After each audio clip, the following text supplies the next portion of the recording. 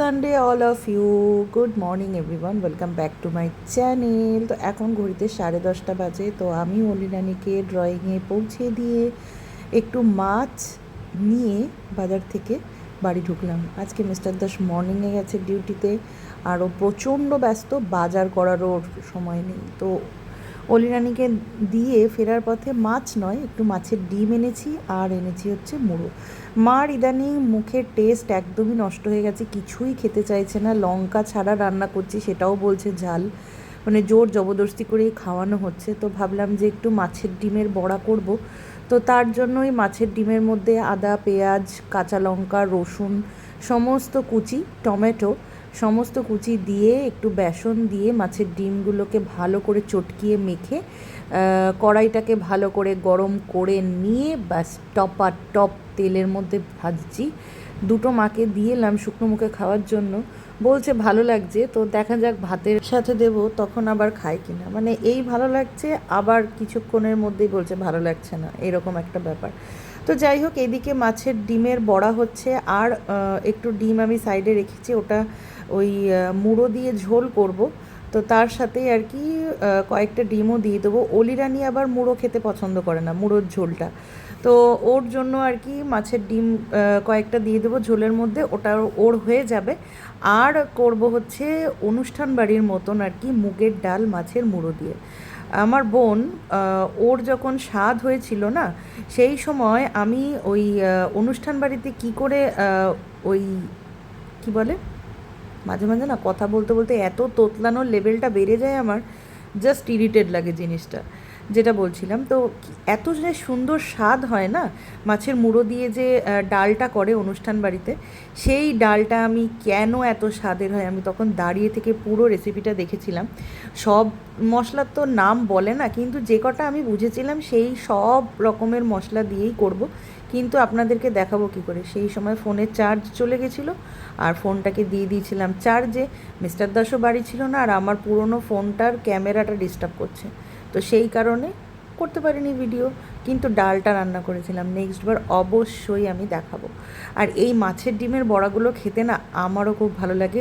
ভাজা করছি আর একটা একটা করে মুখে খেয়ে নিয়েছিলাম। রান্না করতে করতে এরকম মুখ চালানো জিনিসটা আমার মা না একদম পছন্দ করে না, কিন্তু কি করব, দিল তো বাচ্চা হয় জি।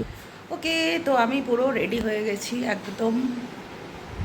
এখন ঘড়িতে 3:25, 3:30 বেরোবো। মিস্টার দাসকে বললাম যে একটু অন্ডাল মোড়ে নামিয়ে দিয়ে আসো, তাহলে আমার একটু সুবিধা হবে, কারণ এই টাইমে না কোনো টোটো ফোটো পাওয়া যায় না। সেই 4:30, 4:05, 10, 15 ওইরকম টাইমে হেঁটে হেঁটে স্টেশন যেতে হবে, তো একটু দেরিই হয়ে যাবে। আবার টাইমে ফিরার একটা ব্যাপার আছে। তো পিয়ালিকে ফোন করলাম, ও বেরিয়ে গেছে ওই দিক থেকে। আমিও বেরোচ্ছি, কারণ কারোরই যেন দাঁড়াতে না হয়, এই হচ্ছে ব্যাপার। যেহেতু আমি আরও ওই জন্য চলুন, কোথায় যাচ্ছি সেটাই আপনাদের সাথে শেয়ার করিনি। পিয়ালির সাথে আজকে রান্না করতে করতে কথা বলছিলাম, তখনই হঠাৎ করেই ঠিক হলো যে আজকে একটুখানি গোপাল মাঠের শিব মন্দিরে যাব। গোটা মার্চ মাসটা বাড়িতেই কেটে গেল, আর হাতে গোনা মাত্র 3-4 দিন রয়েছে, তারপরেই অলিরানি স্কুল খুলে যাবে। ইচ্ছে থাকলেও অনেক সময় সেই ইচ্ছেটা আর পূরণ করা হয় না। আজকে 29 তারিখ, আমাদের আজকে স্কুলের, মানে আমার স্কুলের আজকে স্কুল রিইউনিয়ন ছিল। তো খুব ইচ্ছে ছিল যে এই প্রোগ্রামটা আমি অ্যাটেন্ড করব। এই নিয়ে 3 বছর না 4 বছর হলো, কিন্তু ঘরের পরিস্থিতি এখন এমন একটা পর্যায়ে যে ইচ্ছে থাকলেও উপায় নেই। তো সেই কারণে আর কি কোথাও বেরোনোও হয়নি। তো আর ওদিকে পিয়ালির রোসে মামার মতনই অবস্থা, গোটা মার্চ মাস ঘরেই কেটে গেল। তো হঠাৎ করে আমি বললাম যে চল তাহলে আজকে গোপাল মাঠের শিব মন্দির থেকে ঘুরে আসি। ও দেখলাম রাজি হয়ে গেল, ব্যাস তখনই আমরা প্ল্যান বানিয়ে তালকানার মতন চললে পারে যা হয়। আমার আর অলির অবস্থা ঠিক তাই।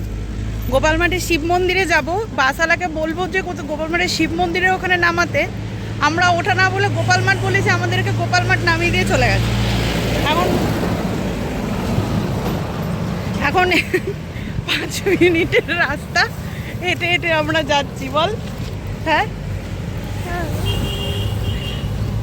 কি অবস্থা, মন্দির খোলা আছে নাকি কে জানে, জানি না।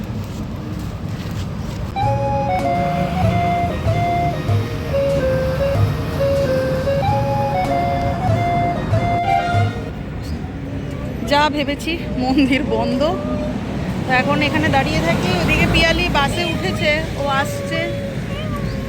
যে মন্দিরের পুকুরটা 5টায় খোলে, আমার না জানাই ছিল না যে 5টায় খোলে। অনেক দিন আসিনি, বাড়ির কাছে হলেও কি করা যাবে। আজকের দিনটার জন্য অধীর আগ্রহে বসেছিলাম সেই ফেব্রুয়ারি মাস থেকে। ভাবিনি যে এই রকমভাবে দিনটা আমার যাবে। আমি ভেবেছিলাম যে স্কুলে যাব, ম্যামেদের সাথে দেখা টেখা হবে, কত আনন্দ করছিলাম। এমনকি আমি টাকাও জমা দিয়েছিলাম। সব কিছু যে আমাদের হাতে থাকে না, এটা সত্যি তার একদম মানে হাতে না হাতে প্রমাণ পাওয়া, যে আমরা এক ভাবি আর ভগবান আমাদের জন্য অন্য কিছুই তুলে রাখে। জীবনে আনন্দ যেরকম থাকবে, তার সাথে সাথে দুঃখ, কষ্ট, শোক, তাপ সবই থাকবে।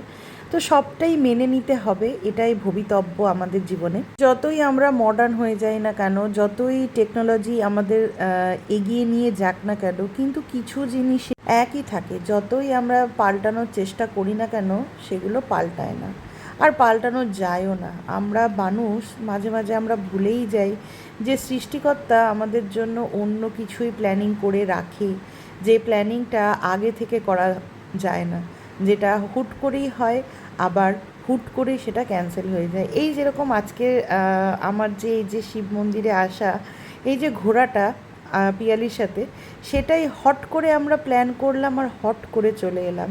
আর দীর্ঘ 2 মাস ধরে যেই প্ল্যানিংটা করে রেখেছিলাম সেটা ক্যান্সেল হলো।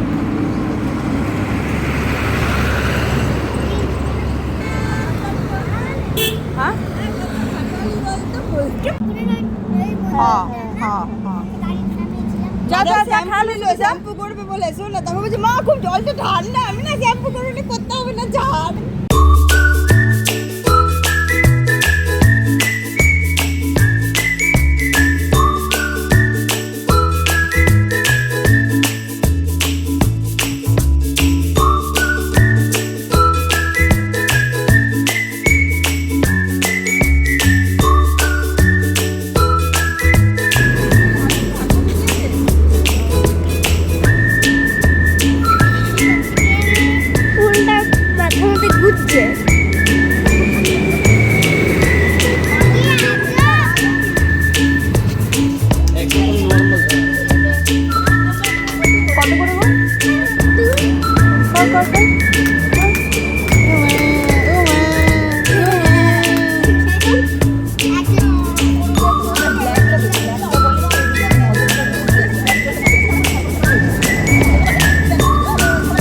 ওকে, আমরা যেহেতু অনেকটাই আগে চলে এসেছিলাম, তো সেই কারণে আর কি আমরা একটুখানি চাটাও খেলাম।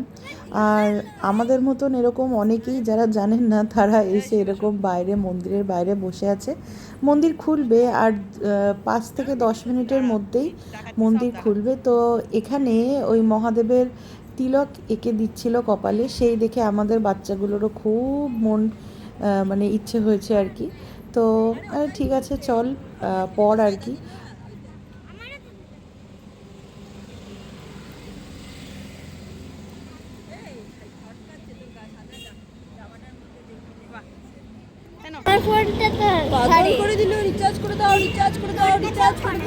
ফাইনালি 1 ঘন্টা 15 মিনিট পরে মন্দিরের দরজা খুললো।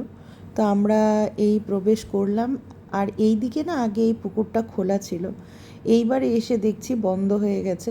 পিয়ালি বলল ও নাকি এর আগের বার যখন এসছিল তখন খোলা ছিল, তো এখন বন্ধ করে রাখে। আর এদিকে দেখুন খোলা জায়গা পেয়েছে আর আমাদের বাচ্চা দুটো দৌড় দিচ্ছে। মন্দিরের প্রত্যেকটা আম গাছে এত মুকুল এসছে, আর এই বছর না মনে হয় আমের ফলন বেশি। প্রত্যেকটা গাছে, ছোট থেকে বড়, শুধু মন্দির চত্বরে নয়, আশেপাশের গাছগুলোতেও প্রচুর মুকুল এসেছে। যদি বৃষ্টি ঝড় কম হয় তাহলে প্রচুর আম হবে। এখনও অবধি 2 দিন না 3 দিন মতন ঝড় বৃষ্টি হয়েছে, ভালোই ঝড় বৃষ্টি হয়েছে। তো দেখা যাক আগামী দিনে কি হয়। আর এই গাছে মোটামুটি ছোট্ট ছোট্ট মানে একদম কুড়ি কুড়ি আমও হয়ে গেছে অনেক। দেখছিলাম সেগুলো, দেখতে না বেশ ভালো লাগছিল। আমি এটা কি ফল? ডুমুর?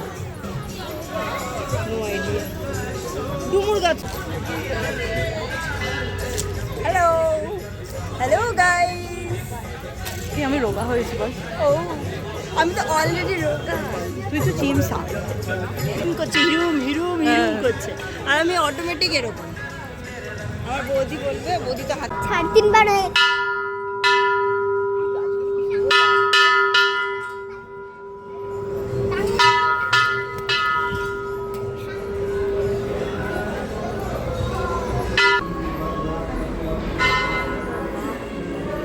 আমাদের আজকে ঘোরা খুব ভালো হলো, হঠাৎ করে খুব ভালো হয়েছে বল। এর জন্য কি করেছে জানি না। এই কত মাছ, মরেও গেছে এই মাছ, বললাইছে ওইটা মরে গেছে এই মাছ। আমাদের ঘোরাফোরা শেষ হলো। এটা কোথায়? এখন পিয়ালি আমাদেরকে প্রসাদ দেবে, ও প্রসাদ বার করছে।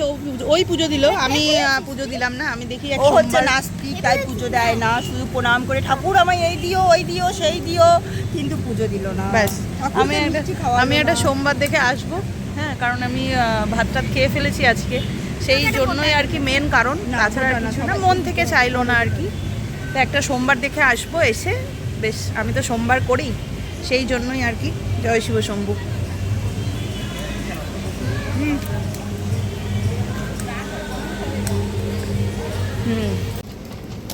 আমরা এখন ফুচকার দোকানে লাইন দিয়েছি।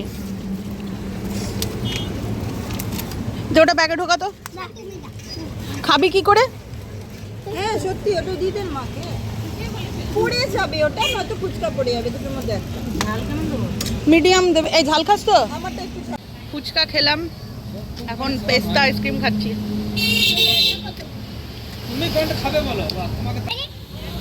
বাহ, আমার কাছে আমাকে একটা দেন। কি নিবি তুই? দেখ আমাকে একটা নর্মাল ভ্যানিলা দাও। আমার ভ্যানিলা ছাড়া সত্যি বলতে কোনো আছে আগে ওকে বাড়িতে এসে আর কোনো ব্লগ বানাই ভালো লাগছিল না, ওই জন্য এসে আবার কি করবো, রাতে রান্নাবান্না করেছিলাম, খাওয়া দাওয়া করেছি, এখন মুখে ক্রিম লাগানো, ঠোঁটে বোরোলিন লাগা হয়ে গেছে, শুধু মাথাটা আঁচড়াবো ইচ্ছাই করছে না। চুলগুলোর কি অবস্থা হয়েছে ভগবান, কে বলবে। আমি এককালীন কত চুলের যত্ন নিতাম, এখন না সত্যি জীবনের ল্যাথ এত ভরে গেছে না, চুলের যত্ন নেওয়া ভুলেই গেছি। বাসে ফেরার সময় জানলার পাশে বসেছিলাম, চুলগুলোর একেবারে যাচ্ছে তাই অবস্থা হয়ে গেছে ওই বাইরের ধুলো লেগে। যাই হোক, এখন মাথাটা আঁচড়াবো, আঁচড়িয়ে আমি কি বলে চুলটা বাঁধি, বেঁধে শোবো। তো আজকের জন্য ব্লগটা এই অবধিই রাখছি, কালকে ভিডিওতে দেখা হবে। কালকে একটা আবার কীরকম দিন আসতে চলেছে জানি না, তো এক একটা দিন এক এক রকমভাবে আসছে, এক এক রকমভাবে যাচ্ছে। আই হোপস কালকের দিনটা ভালো যাবে। তো চলুন আজকের জন্য টাটা, গুড নাইট, কালকের ভিডিওতে দেখা হবে। Good night.